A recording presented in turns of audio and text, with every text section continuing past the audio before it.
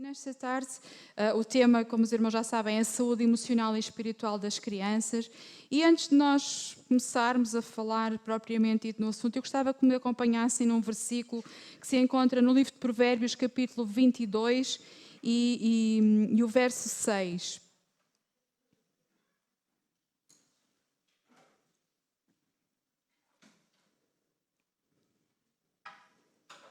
Provérbios 22, 6. E eu vou ler na Nova Versão Internacional, que diz assim: instrua a criança segundo os objetivos que você tem para ela, e mesmo com o passar dos anos, não se desviará deles. E este versículo ele faz-nos chamar a atenção. Quais são os objetivos que temos para as crianças? Temos 3 pontos essenciais que nós gostaríamos de pensar com os irmãos nesta tarde, que é a criança em desenvolvimento, a criança, os perigos e ameaças que eles estão expostos no dia-a-dia de hoje, no nosso tempo presente, e qual é o futuro para as crianças. Se antigamente as crianças se magoavam maioritariamente fisicamente, um joelho raspado, ou de subir às árvores, ou de estar na horta, ok? A probabilidade de acontecer, deles se magoarem fisicamente, hoje, é menor. A probabilidade deles se magoarem psicologicamente e até dentro de portas da nossa casa. Por vezes ficamos assim um bocado assustados com o conhecimento, porque é que isso tudo está a acontecer. Os irmãos sabem que durante muito tempo se pensou que o conhecimento das crianças era tipo tábua rasa. Elas nasciam vazias e depois, ao longo do tempo, é que elas iam adquirindo conhecimento. Mas com o passar do tempo, com o estudo, com os pedagogos a investigar, eles chegaram à conclusão que não, as crianças elas já nascem com algum conhecimento.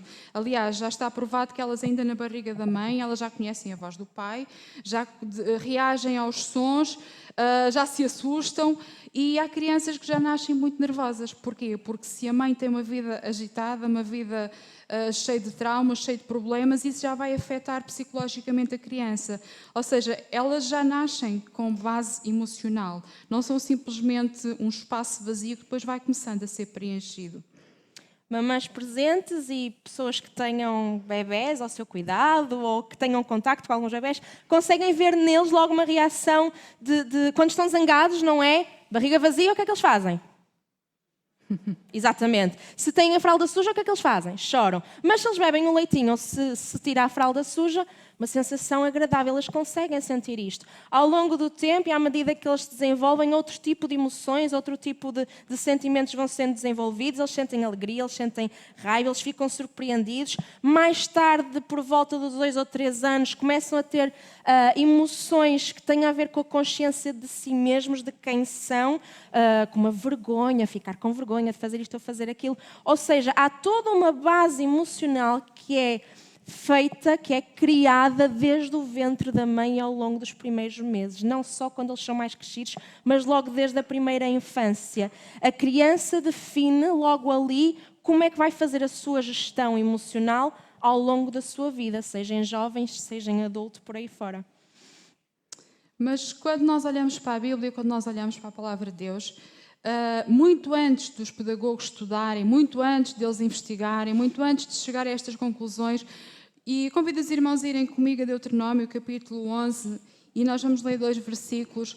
Nós descobrimos que já Moisés recebeu instruções da parte de Deus, como é que ele devia lidar com as crianças, como é que ele devia dizer ao povo que eles deviam dizer, que deviam falar com os seus filhos. Deuteronômio, capítulo 11, e o versículo 18 e 19 está assim escrito: ponto, pois, estas minhas palavras no vosso coração e na vossa alma, atai-as por sinal à vossa mão, para que estejam por frontais entre os vossos olhos, e ensinai-as aos vossos filhos, falando delas, assentando em casa, andando pelo caminho, deitando-se e levantando-se. Ou seja, uma repetição. Ensinar a palavra, não só uma vez, não só de vez em quando falar de Deus, mas andar pelo caminho, ou seja, em cada situação, em cada momento, vai repetindo, vai falando, vai mostrando quem é Deus, vai mostrando o que é que Deus fez com o povo de Israel.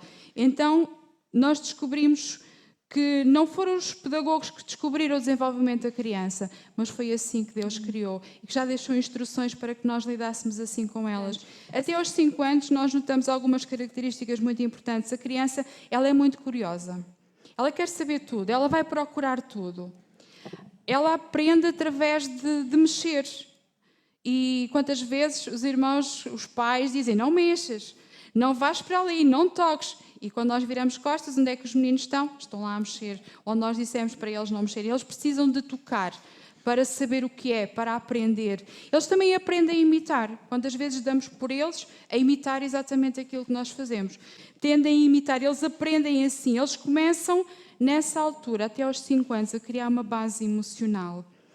É uma fase em que a fantasia e a realidade, elas são praticamente a mesma coisa.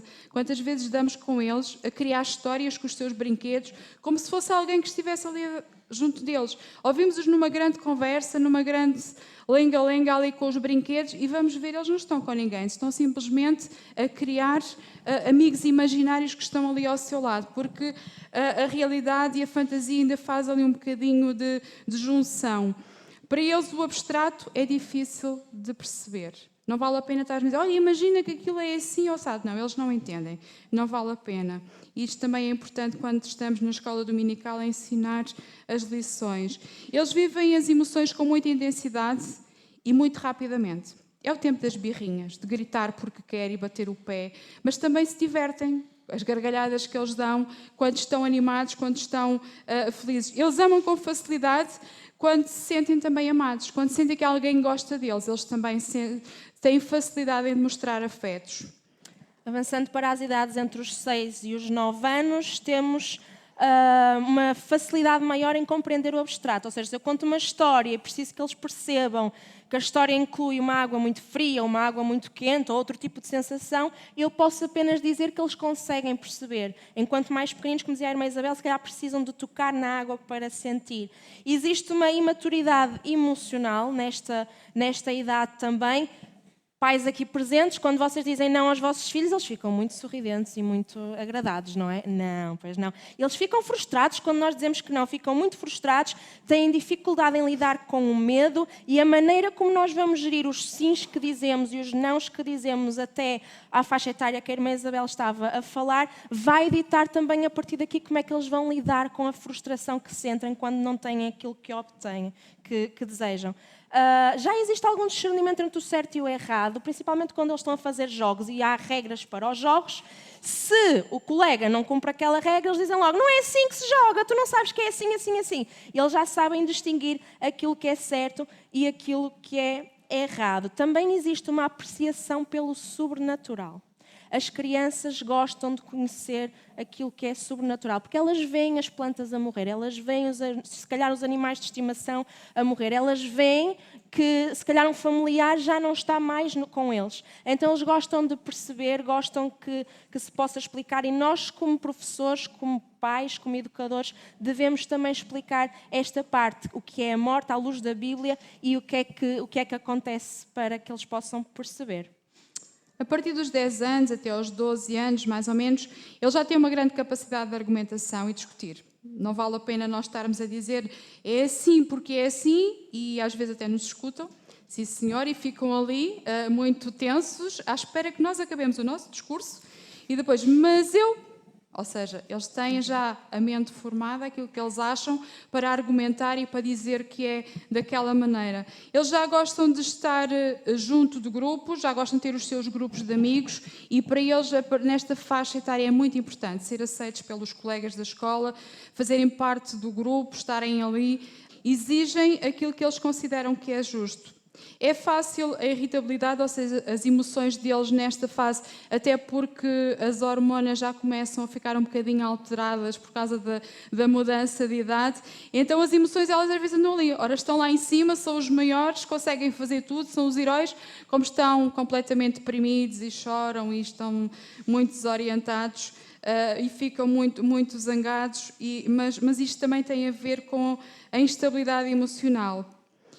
Falta-lhes a noção relativamente às consequências das atitudes. Já não gostam de ser considerados crianças, já não se acham meninos nem meninas pequenos, mas primeiro fazem e depois pensam nas consequências. E às vezes as consequências elas são graves.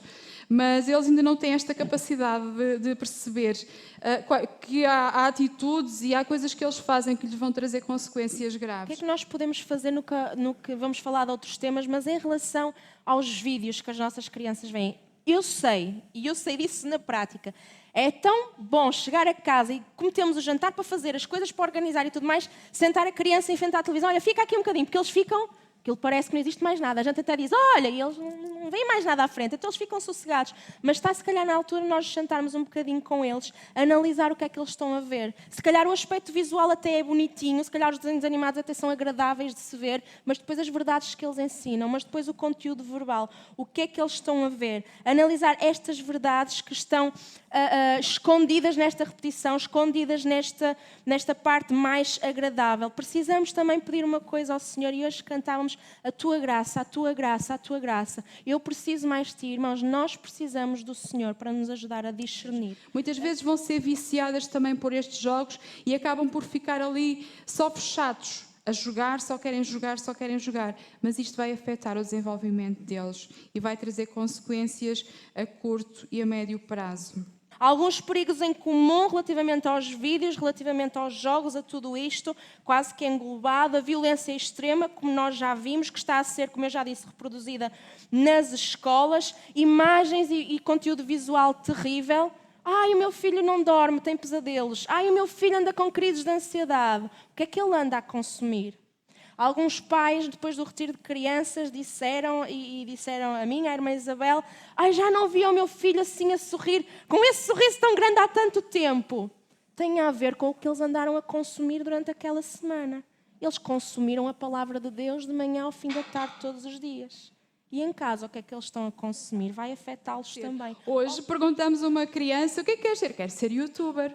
O que é que será que há tão aliciante nos youtubers? E quando nós vamos pesquisar um bocadinho, descobrimos que muitos deles também são bastante jovens, alguns muito próximos da idade deles. Já temos crianças também a ser youtubers mesmo. Eles encontram-nos nas redes sociais e o que há ali é que a faixa etária é muito próxima, a linguagem é muito semelhante, os pontos de interesse são muito próximos também, os mesmos filmes, as mesmas músicas, as mesmas séries, os mesmos jogos online e sempre bem-humorados, sem regras. E nós vemos que os comportamentos dos youtubers muitas vezes estão a influenciar as crianças, os adolescentes e os jovens. A internet ela pode ter perigos. E quando falamos em perigos, pensamos logo em proteção. E como é que será que nós estamos protegidos? Como é que os irmãos se sentem protegidos? Como é que acham que as vossas crianças, os pais que ainda estão aqui com crianças bastante jovens, como é que acham que os vossos filhos estão protegidos? Normalmente quando chegam a casa, quando fechamos a porta, quando trancamos, sentimos mais protegidos. Nos dias de hoje, os nossos filhos, os nossos netos, eles estão a ser roubados dentro da nossa própria casa. Há um ladrão que está a entrar na nossa porta está a entrar dentro das nossas casas sem ser pela porta, sem ser pela janela. Está a entrar pelas redes sociais. E muitas vezes, irmãos, há crianças, há adolescentes que estão a sofrer abusos dentro da própria casa. Sem que ninguém perceba, sem que ninguém saiba. Se achamos que uma criança ser abusada sexualmente é só quando há um toque, ou se é só quando há um abusador presencialmente, nós hoje estamos a assistir a crianças que estão a ser abusadas através da internet. Hoje em dia, eu peço desculpa, eles têm um pequeno objeto na mão, que é um mundo muito grande. É um mundo muito grande que os vai levar a muito sítio sem os pais se aperceberem, sem aqueles que estão a cuidar deles se aperceberem. E há muitas crianças que elas saem pelo próprio pé de casa, sem dizer a ninguém, para se encontrar com estes predadores. Mas nós podemos pensar, então o que é que nós podemos fazer? Vamos retirar os telemóveis às crianças, aos adolescentes, aos jovens? Impossível. Hoje em dia, a vida passa-se nos pequenos objetos que nós temos, que estamos ligados à internet. Com a pandemia, com os confinamentos, então a vida parece que passou toda online. As aulas passaram online. Mesmo já este ano, com as aulas presenciais, os trabalhos são colocados nas plataformas. Os meninos, para fazer os trabalhos, têm que aceder à net, têm que ir lá. Mas é impossível. Então nós podemos entrar em pânico. O que é que nós podemos fazer? Podemos acompanhar. Os telemóveis, eles podem ter controle parental. Os computadores, eles podem ter controle parental para nós sabermos o que é que as crianças estão a ver, onde é que eles andam, para os podermos ajudar. E o que é que nós queremos para o futuro dos nossos filhos? É importante que nós possamos investir na vida deles, no futuro deles. Nosso objetivo é alertar para que possamos ter consciência do que está a acontecer e também dar-vos ferramentas para que vocês possam trabalhar nesta realidade que está a acontecer no meio das nossas crianças. Então, gostaríamos de apresentar... Nós chamamos um plano de ação, mas são coisas tão básicas e ao mesmo tempo tão importantes que é necessário relembrar.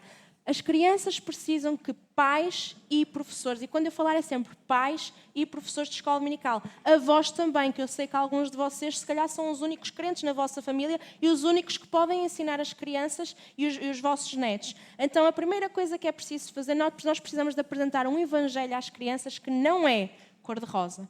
E o que eu quero dizer com não é cor-de-rosa é um evangelho em que nós dizemos só, Jesus é amor, Deus ama-te, Jesus é amor, Deus abençoa-te. E onde é que está o pecado no meio disto tudo? A criança comete pecado. Se ela não tem noção disso, ela não vai precisar de um Salvador. Se ela não precisa de um Salvador, e não precisa dizer mais nada. Então apresentar todas as cores. E quando o teu filho, quando o teu aluno pecar, diz-lhe, olha, tu fizeste isto, mas o Senhor perdoa-te e o Senhor ama-te. A necessidade de salvação. As crianças precisam de perceber que precisam de Jesus como o seu Salvador, como o seu Senhor. Como eu dizia há pouco, nós não podemos colocar os nossos filhos numa redoma de vidro para que eles não sejam atingidos. Mas nós podemos lhes apresentar o Espírito Santo para que eles possam, eles próprios, criar defesas. E nós no retiro dizíamos a eles que com o Espírito Santo eles podem ter um sensor especial que lhes vai falar ao coração, que lhes vai mostrar que aquilo está errado. Não tira aquilo que nós podemos ensinar, aquilo que nós podemos alertar, mas nós não conseguimos estar 24 horas por dia com eles. Nós queremos investir no sucesso dos nossos filhos e queremos que eles sejam adultos, quando eles crescerem, que eles se tornem adultos de sucesso. E fazemos tudo e procuramos que eles tenham as melhores escolas e procuramos que eles possam tirar boas notas. Muitas vezes ajudamos em tanta coisa e até os inscrevemos num desporto, sei lá, fazemos tanta coisa por eles. Mas o que é o sucesso dos nossos filhos? Não invalida que eles sejam bons alunos, não invalida que eles se preocupem em ser adultos com uma boa profissão. Mas o melhor sucesso que eles podem ter é eles permanecerem fiéis a Deus todos os dias, até que um dia possam estar com o Senhor lá na glória. Mas para isso também há uma parte que nos cabe a nós. Enquanto eles são mais pequenos, nós precisamos de investir na vida espiritual deles. Nós passamos do 8 para o 80. Porque se muitos de vocês passaram uma vida de escassez e não havia sims para nada, era tudo não, era tudo difícil, não há, não podes, não consegues. Os pais estão a criá-los com excesso de sims. Eles têm tudo, nada lhes faz falta. E às vezes não há nãos na vida deles, é tudo sim. E os pais fazem 1001 coisa para conseguir dar aos meninos aquilo que eles têm, aquilo que eles pedem, aquilo que eles querem. Irmãos, nós precisamos de equilíbrio, mas que o Senhor nos possa ajudar a que nós não nos demitamos do nosso papel de pais, de educadores, de disciplinadores, de mediadores, de transmitir a palavra de Deus a esta nova geração.